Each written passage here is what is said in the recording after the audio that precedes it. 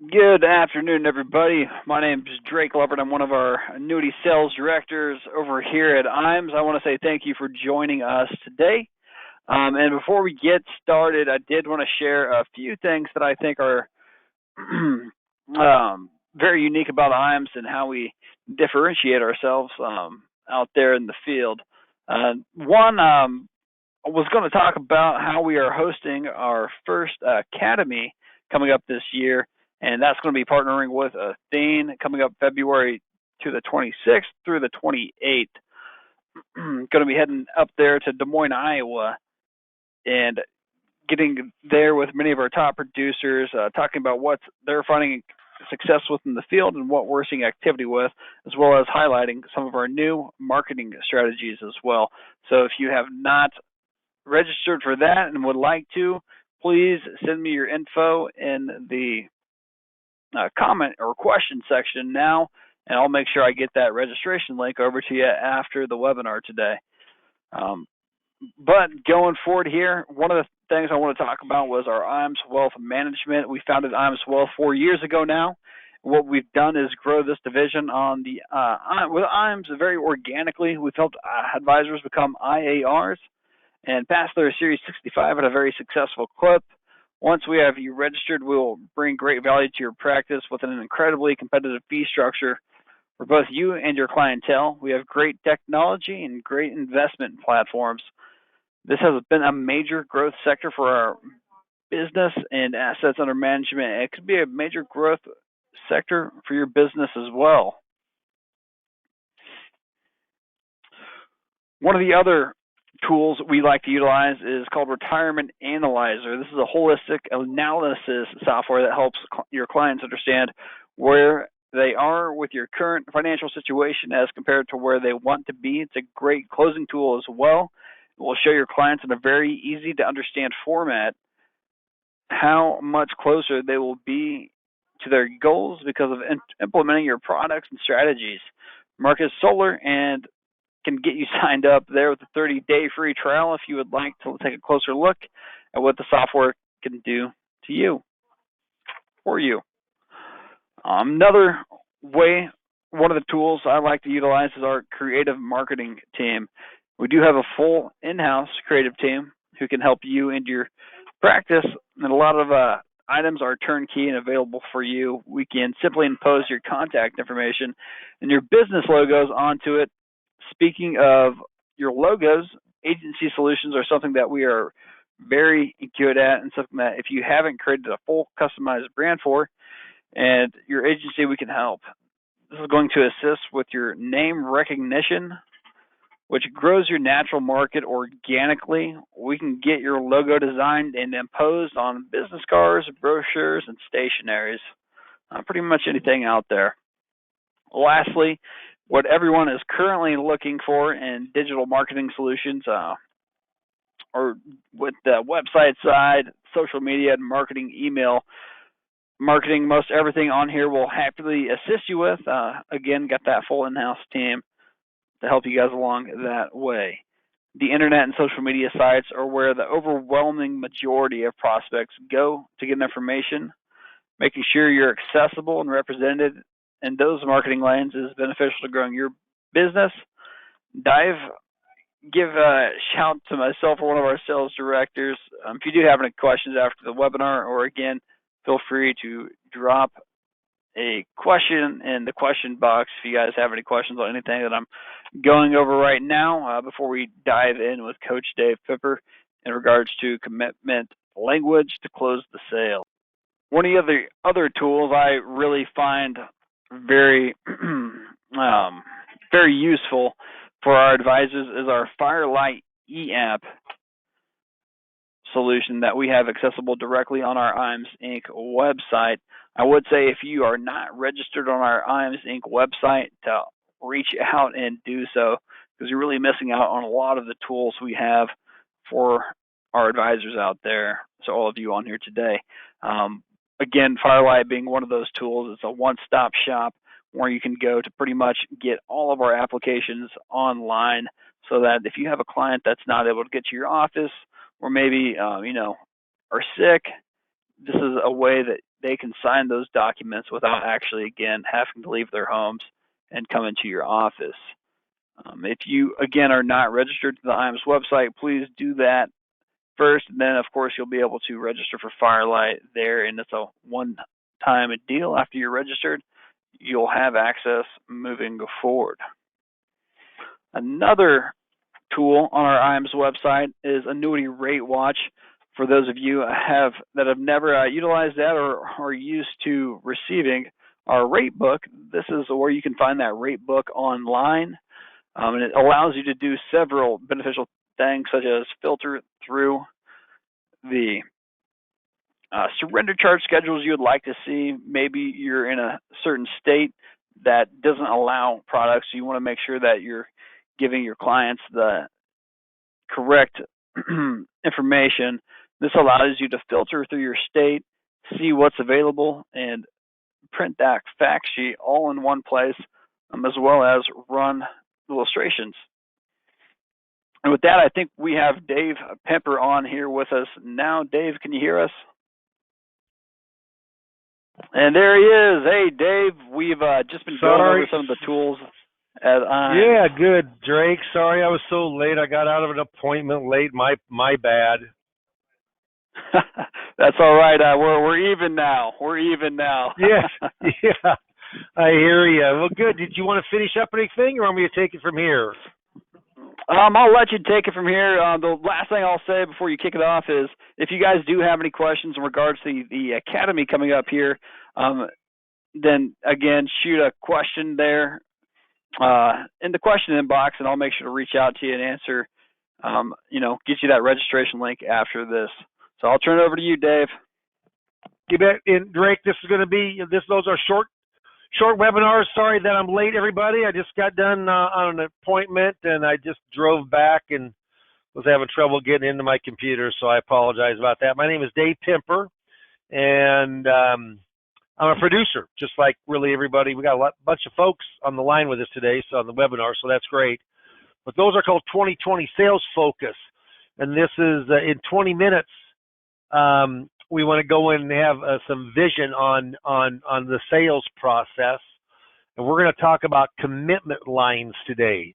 And I'll tell you right now, the folks that are attending this, if you put this into action, I will assure you'll be more efficient in the business that you do. So if you have any questions at all, certainly type them on in. I'll be more than happy to go in and answer those for you. So I'm trying to find, there we go. That should work. Good. So let me talk about commitment language and why that's important in the sales process. Well, first of all, the goal of the first appointment is to get to the second appointment.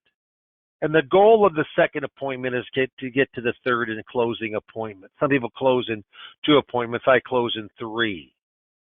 But lots of times people, they misconstrue of what they have a problem with the difference of what being busy and being productive is. And we want to be productive, not just busy. A hamster on a wheel is busy, going nowhere. We want to get closer to that sale. So commitment language is talking about money, and of getting some kind of commitment line from the specific prospects of whether it goes further. So let's go in and first of all kind of discuss what's the most important thing in the presentation. Well, some people say it's warming them up and it's going in and being able to relate to them so they can relate to you. Well, the most important thing actually is you got to find the money. You don't make any money unless you can find money to be able to invest or to deposit. And so what happens is it's finding that money, and I call that found money. So once I'll just make an example. Let's just say that you go through your fact-finding sheet, and you go through, and I do it off of an income, pensions, investable assets, RMDs on traditionals, and then if they have Social Security because I do a lot of Social Security work, but I write down every asset. Let's say they've got a dormant 401k. They have not touched it. They have not made any movements in it. And that dormant 401k has been dormant for say 15 years. Okay? So for 15 years time period. And what happens is that that's the money that you think it's the easiest for you to go in and to move over. So once you find that money, I'm going to ask something, and I call it the low hurdle language. And here's the language it is. I'll say, so Mr. and Mrs. Jones, let me just ask you a question. Would you be open to let me give you a couple ideas on that money that maybe could give you maybe more safety or increase your return? Something like that. Are you open for me to give you a couple of ideas? Maybe they're talking about that it's at the bank and they just aren't earning anything. Well, a couple ideas maybe to get a little higher interest rate, or maybe it's they saw where it went down 20% last year where it doesn't have as much risk. Are you open for me to give you a couple ideas? Well, that's pretty non-threatening. And I call that the low hurdle versus the high hurdle, because we'll get to the high hurdle. So that's the low hurdle language. Are you open for me to give you? And if they say no, well, then you know you're not going to go further with that money or other monies. You'll finish out the appointment, but you're done. I mean, you can drip on them, you can do other things, but there's not going to be anything right then. But what happens is later in that hour appointment, I might bring that up in the first 15, 20 minutes when I'm kind of searching for money and getting a fact finding. But let's say on that 200,000, I'll say, let me just tighten this up a little bit. Remember when I asked you last time if you'd be open? Let me ask you this. Now, this is hypothetical, and sometimes I'll say I'm not trying to get you in a corner, but hypothetically, if you could look back in your rearview mirror and say that you see the proposal here, in a couple of weeks, and you are comfortable with what you see, you can see how it's better than what you have now. Can you see making a move from that Fidelity plan or Edward Jones plan or Merrill Lynch plan or Northwestern Mutual plan or from the bank? Can you see making a move from them and letting me work with that money for you? Well, look at the difference of what that does. The low hurdle is just, are you open? The high hurdle is, will you work with me? And you don't start with the high hurdle. If you start with the high hurdle, you're going to get knocked down. It's too much of a commitment. You're having them jump over too high of an obstacle, a barrier. Low hurdle, high hurdle. And if they there's three answers they can give me. Or, if you see that, if you're comfortable with what I showed you, you can see where it's going to do better for you. Can you see moving the money over from Fidelity over with Dave Pimper and letting me manage it for you? So they can say no, and I will ask them why. Even if you saw that it was better, and then I'll start saying some things. Even if you saw if it was lower fees, even if you saw it was guaranteed a higher rate return, I'm not saying I can do that, but even you would never move it, huh? Well, that's ridiculous for someone not to, but some people say, no, it doesn't go further. And they might have said, were you open for me to give you a couple ideas, but when you hit that high hurdle language, well, that's where the rubber meets the road. Or how about then they say, well, maybe, I probably would be. And I'll say, well, if you're comfortable and you knew it was going to, hypothetically, you knew it was going to do better, why wouldn't it be absolutely? I'll tell you what, most of those I don't take further. I don't take them any further. But if they say, yes, yeah, we certainly we'd move it, then I take it. And the reason a lot of people don't ask those kind of questions, because they don't want to hear the answer. They don't want to hear the high hurdle language answer. That they aren't interested. They want to be able to go home to their spouse and say, honey, how was your day? Busy, busy, busy. Busy going nowhere with money you can't get. And another thing is you have to have enough appointments to be able to do this. If you don't have hardly any appointments, you'll just keep working that one until it's dead, and you'll just waste a lot of time. So low hurdle language, high hurdle language. Now, one of the things about putting things into action, people who are successful, salespeople who are successful, they put things like this into action. So if you saw something today with commitment language that you thought maybe could help you, absolutely mark yes. Drake is going to put up a poll, and on that poll, it is that you'd like to get called, whether it's this commitment language or something to do with marketing, could be seminars, radio, anything to do that's going to help your business, help produce in your business. So Drake, put up that poll, would you, right now? There's no saying. It says, procrastination is my sin. It brings me constant sorrow. I really shouldn't practice it. Perhaps I'll stop. And tomorrow never comes, does it? Never comes. Don't let that happen to you. People who take action are the most successful people. I've never had anybody come to me and say, Dave, I can't tell you how rich I got out of procrastinating my entire life. It just doesn't work that way. Commitment language, I do it every single time. Low hurdle, high hurdle.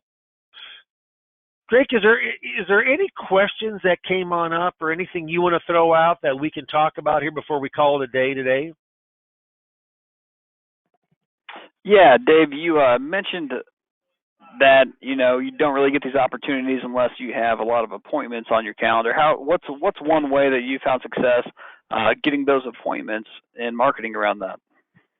Yeah, and what I said was, if you only have one appointment your entire day instead of 3 or 4 appointments or 5 appointments, you know what? You hang on to that one that isn't very interested. You got to convince them to do business. You don't want that. But if you got 4 or 5 appointments, you're waiting for one that there's a good fit. Yeah, we would move our money if that was interesting. So, and I do it a couple, 3 different ways, but seminars, you can say what you want to say about seminars, but in particularly Social Security seminars, they're a pull.